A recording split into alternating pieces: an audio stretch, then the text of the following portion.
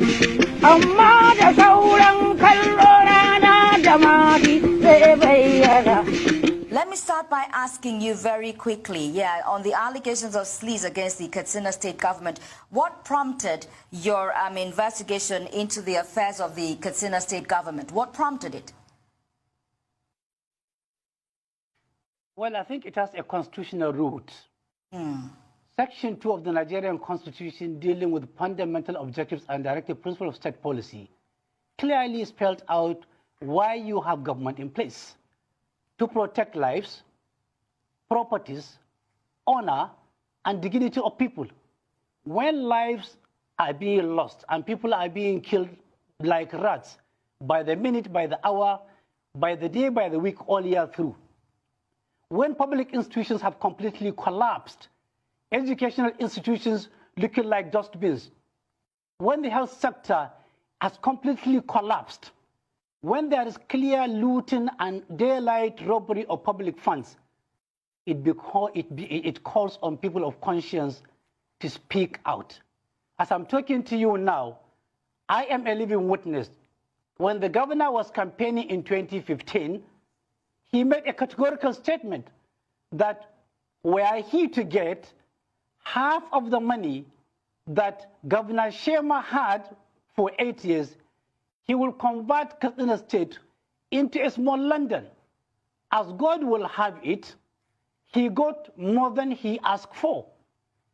Between June 2015 to April 2020, Masari government got 1,230 billion as an income from Federation account, from ecological fund, from IGR, internally generated revenue, from intervention of CBN, intervention of federal government, from Paris Club refund, from selling and disposing of all public assets of Katsina State, and from such other sources, 1,230 million within 59 months. Go down back memory lane, Omar Musa Adua, the governor who presided over Katsina for 8 years, plus Shema, put together, got only 1.1 trillion naira in 16 years. Therefore, there is no excuse for seeing Katsina State in a pathetic, dilapidated, sad, and irresponsible state of despair, despondency, crisis. We are harvesting death every minute. Just yesterday, 16 people were killed in a village. In spite of the more than enough available, 8 local governments have now been taken over by bandits. In spite of the more than what is available on ground, 30,000 retirees from public service have not collected their gratuities. In spite of the more than enough, from 2016 to date, less than 20% of students got their scholarship awards. In spite of what is enough to take Katsina to the greater heights, our roads are dilapidated. The state is indebted currently to over 280 billion naira. That is in spite of that more than 1.323 trillion naira income within 59 months. These are the smaller pictures. These are the scenarios. These are the circumstances. These are some of what is on ground to compel people like myself to speak out, to shout, to talk, and to demand that people wake up before they are finally buried by this government of ineptitude, government of people who lack focus, government of people who don't care, a government that thinks it can do anything and go away with it. Now, Mr. Shehu, let's take a look at specifics here. And it's interesting that you said you're a witness to the government's promises. There's been talk about nepotism in public service and public appointments in the Katsina state government. So how's that different from any other region in Nigeria, you think? I think our nepotism rating in Katsina state is legendary. It has never happened. Let me give you this rundown. As I'm talking to you now, over 16 permanent secretaries who had served their legitimate 35 years in service, who had retired and have collected their pension and are collecting their gratuity, have suddenly been brought back into public service as permanent secretaries, thus collecting a monthly salary, collecting their gratuity every month, collecting their pension every month, having paid their gratuity long ago. Why are they back?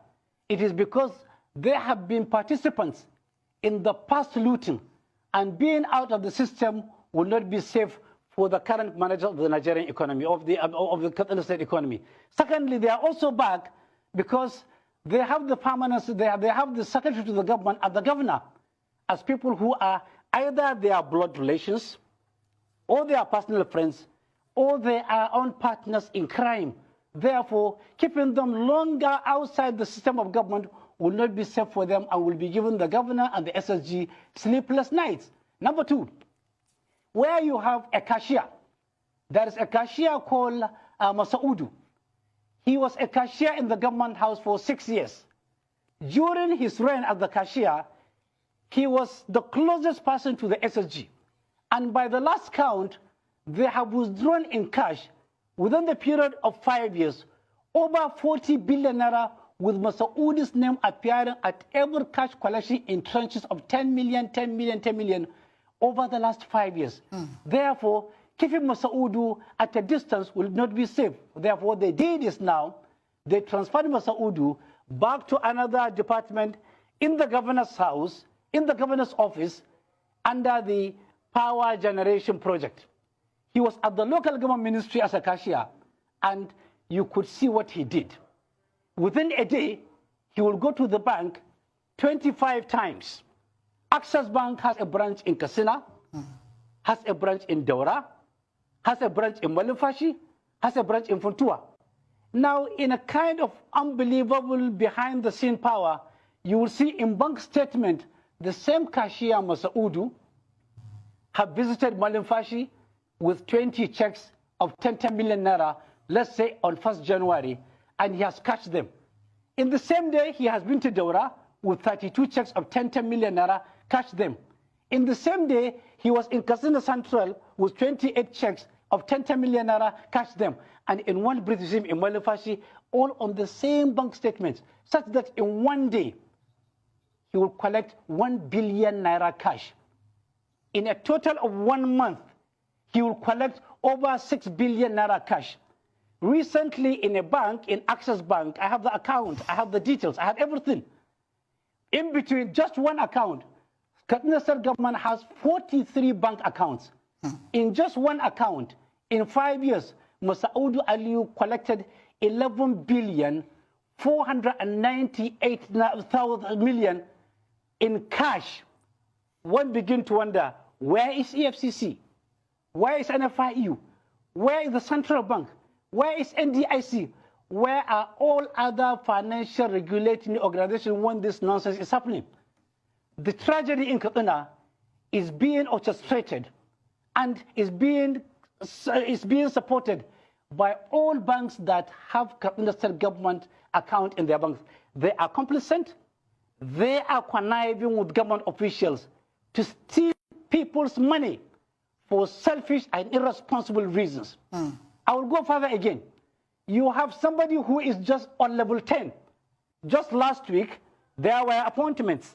And incidentally, of the appointment of permanent secretaries, 4 of them are officers below the level 12.